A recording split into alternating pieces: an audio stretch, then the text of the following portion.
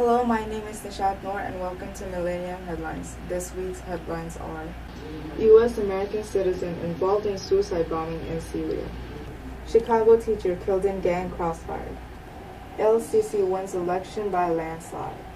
Modi becomes Indian Prime Minister as Pakistani leader watches. President Obama attends a hurricane preparedness meeting. City adds more than 10,000 PK seats, streamlining applications process. Japan gives $6 billion to Bangladesh. High drama 103 stories high at the Willis Tower in Chicago. 45 hurt in China quake along Myanmar border.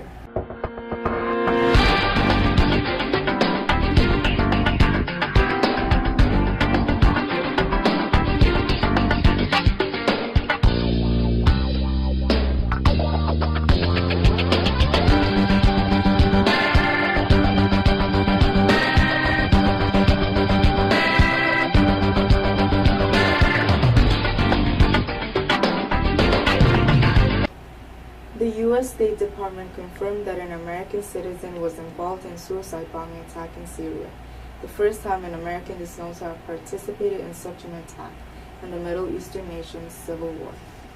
The U.S. State Department claims that an American had performed a martyrdom operation, first surfaced online earlier this week from the powerful Al-Qaeda-linked rebel group Jabhat al-Nusra.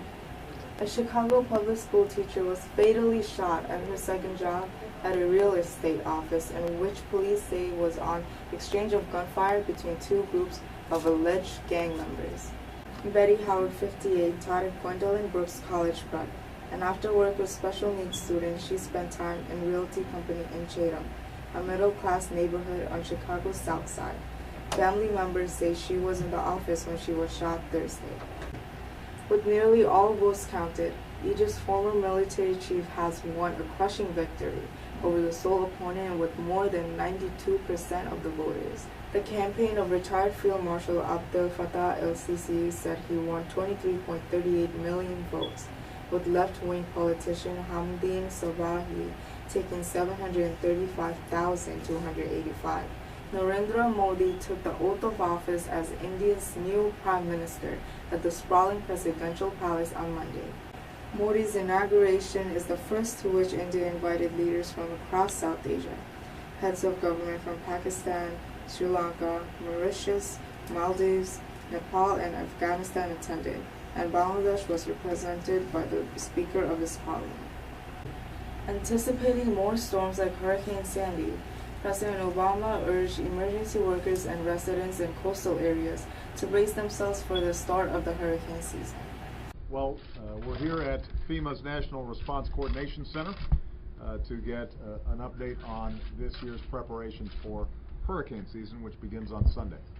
I want to thank Secretary Jay Johnson, as well as FEMA Coordinator, or FEMA Administrator Craig Fugate, for leading this briefing. And I also want to thank all the hardworking employees in all the departments that are responsible for helping us prepare, respond to, and recover from emergencies.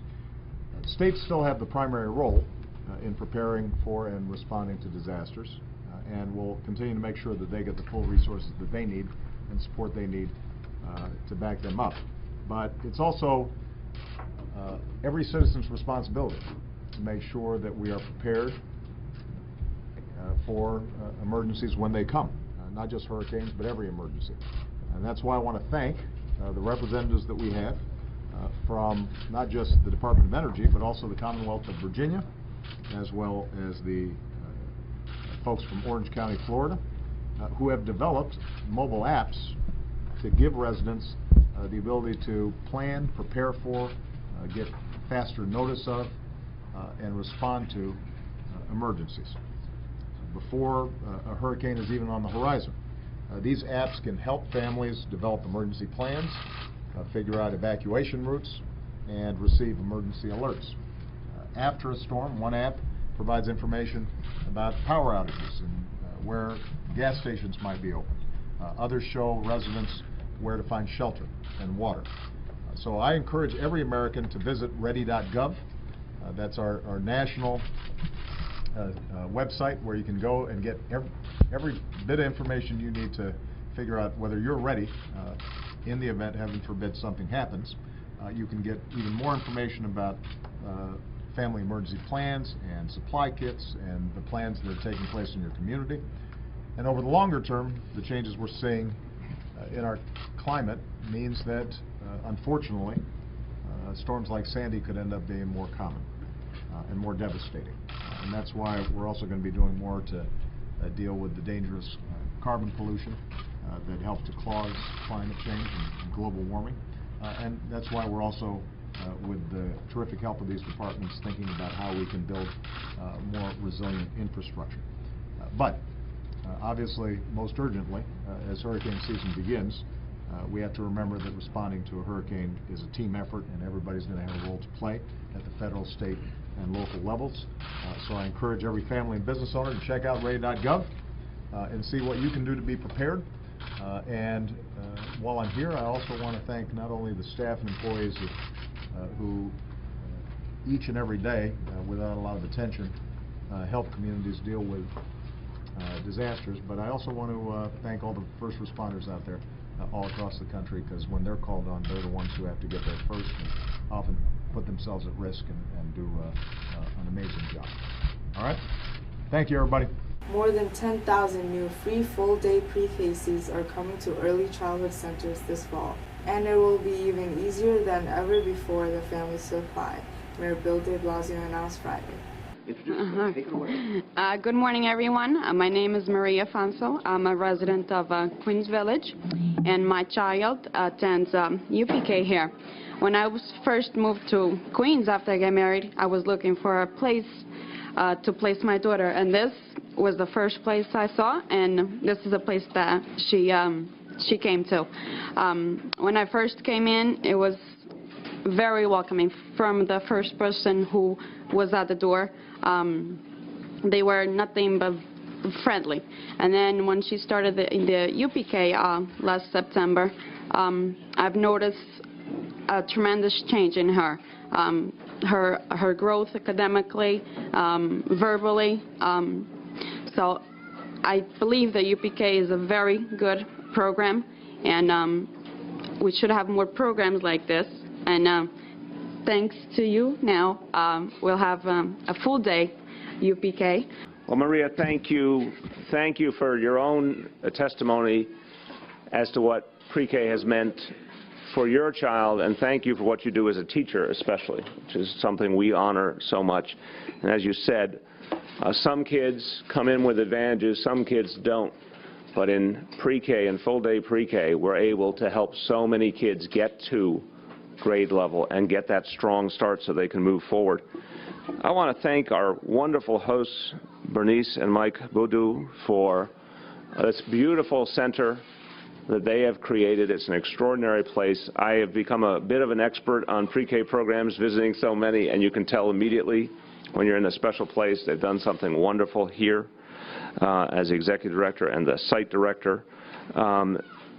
They also, Richard Bury and I were outside, and we were very struck by the sign out front. If you haven't seen it, I would strongly urge you to take a look at it, because it says free universal pre-K, and then it says the words free repeatedly with many exclamation points. And I think one of the things that parents value in a tough economy, a lot of people struggling, the word free, exclamation point, exclamation point, exclamation point, is a powerful point for parents, because Lord knows there are not many things in life that are, and this is one of the things that is. I also want to say it was so great to visit the classroom, because again, what a lot of us have seen in these pre-K settings that are high quality, you see these are 4-year-old kids, sometimes you see 3-year-old kids, sometimes you see 5-year-old kids, give or take 4. And the engagement, the poise. I'm an adult they never met before. I come into my suit, I sit down, I start asking questions, and they're right there with it, and they're energized, and they're focused, and they're interacting together as a group, and it jump-starts a child's education. You can see it every single time, the energy that pre-K creates and the way it gets kids on the right path. The A to Z Center is an example of something that's just been finished in the last 24 hours. The PEP voted just last night to authorize 10,000 new full-day pre-K seats in community-based organizations like this. In fact, this site is one of the sites, the seats for which were authorized last night. So the PEP took a major step forward for our children, authorizing 10,000 seats. This very location, the A to Z Center here in Queens, is now available to parents for application starting right this minute. It's happening as we speak. It's up online right now. So this program is moving forward before our eyes. And all over the city, in every borough, in a host of neighborhoods, you're seeing similar centers available right now to parents, available to be applied to literally today. Prime Minister Sheikh Hasina went to Japan last 26th of May. Thank you very much. Distinguished media personalities, ladies and gentlemen, good morning. I am happy to be in Japan and at the esteemed press club. Only a few moments ago, I saw my father's signature. I thanks to the Japanese National Press Club for keeping or preserving that book. It was, you can understand that, well, I become a little bit emotional because in 1973, my father visited Japan. At that time, he visited National Press Club. So I thank you very much for keeping it and showing me. Day before yesterday, Prime Minister Shinzo Abe and I had fruitful talks on all aspects of our two countries' bilateral relations. We both launched the Japan-Bangladesh Comprehensive Partnership by elevating the friendly relationship between our two countries to a higher level. We also requested him to help build several mega infrastructure projects to keep up the momentum of Bangladesh's development and progress. Mainly, yen loans to Bangladesh is about 4 to 5 years from 2014. We feel really thankful for this commitment. A moderately strong earthquake in southwestern China has injured 45 people and forced thousands to seek shelter in an area near the border with Myanmar, Chinese authorities said Saturday. Residents fled buildings during Friday's quake, and students evacuated schools that had already been damaged by another quake in the same area of Yunnan province last week. The quake in Dihong's Yangjiang County was registered at magnitude 6.1 by China's earthquake monitoring agency, but at 5.9 by the U.S. Geological Survey. Two cousins described the sheer terror when part of the glass ledge they were standing on cracked at 1,300 feet above the street. It's about to fall right through. You can hear the cracking. I just feel like a million little pieces on my hand, and I immediately look down and I see it just cracking very fast. I just jump off, roll off, crawl off. I don't even know what I did. Thank you for watching Millennium.